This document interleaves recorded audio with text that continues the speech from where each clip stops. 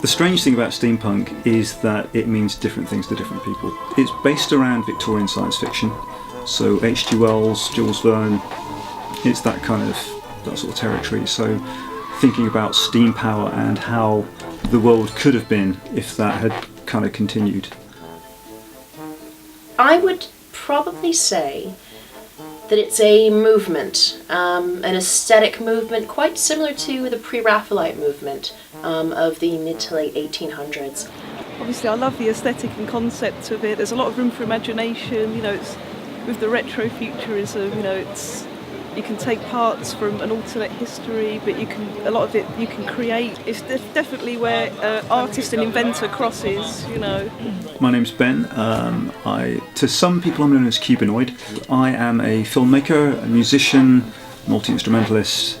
We make puppets, robots, build hats, goggles, write books, plays, draw things. My name's Leanna Longo. I'm a metrology advisor. And I am a maker. I am a goth that found brown. I am a reformed goth. My name's Rachel Gator. I'm currently in my second year of fine art at Kingston University. I also play guitar in a black and death metal band on the side as well. My steampunk name is Tixia. I actually work for a charity shop doing window dressing. It is more of a hobby to me, but I still do a lot of steampunk things. I'd say that Ben is more steampunk than me.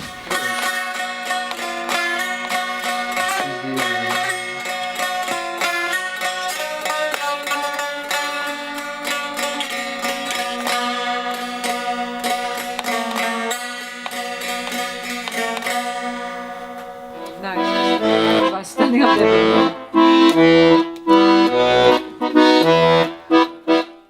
My interest, I suppose, in steampunk goes back to when I was a kid. I've been wearing top hats since I've been going to school, and getting told off for it as well. My leaving present from school was a top hat. I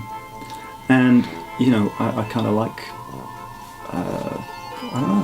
playing around with things, making things, and always have. Every steampunk influences every other steampunk. The wonderful thing about steampunk is I don't sell any of my stuff to other steampunks. Steampunks will look at it and say, wow, that's great, I'm gonna go make one of my own. And I absolutely love that. I'm more than happy to teach someone how to solder, how to put something together that I've done. Who I do sell steampunk to is people who've never seen it before, or people who love the aesthetic but aren't quite willing to give that much of themselves to it, and so they're more than happy to buy it, and that's fine because it spreads the good word anyway. I don't do it as a living. I do it as a hobby, and my making, that is. I wouldn't consider myself influential in the least bit. In fact, like I said, the most influential people are the new people because they're always bringing new ideas. I think we do live in a throwaway society where, people seem to get the latest model and throw the old one out. There's nothing wrong with the old one. We wake up every day, we put on the same stylist suit, we walk into the same office, we're told exactly how to live our lives, what is right, what is proper. We live in a cardboard plastic culture.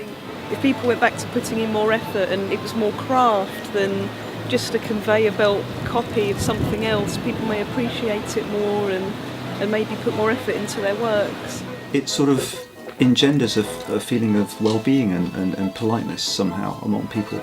And I think it's being noticed because at the Asylum, which is the Big Lincoln get-together, the largest gathering of steampunks in the world, I think,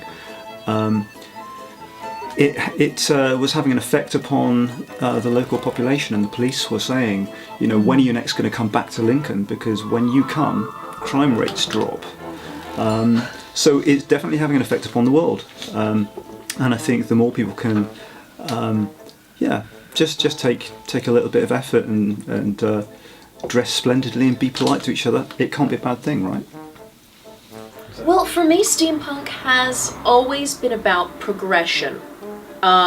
Yes, we borrow from the past, yes, we bring stuff back, but in doing that, we're moving our own little subculture forward, and we're influencing the people around us. But what I'd really like to see is social and cultural change because of steampunk. Our general motto is be splendid. Be that in what you wear, in what you do, and how you treat people. Whatever you do, do it with pride and do it splendidly. Too many people don't take care of themselves or the world around them or even their neighbors. But if we were all splendid, chances are things would start looking up. And especially in this dark time, this recessional period, we could probably all use a bit of splendid.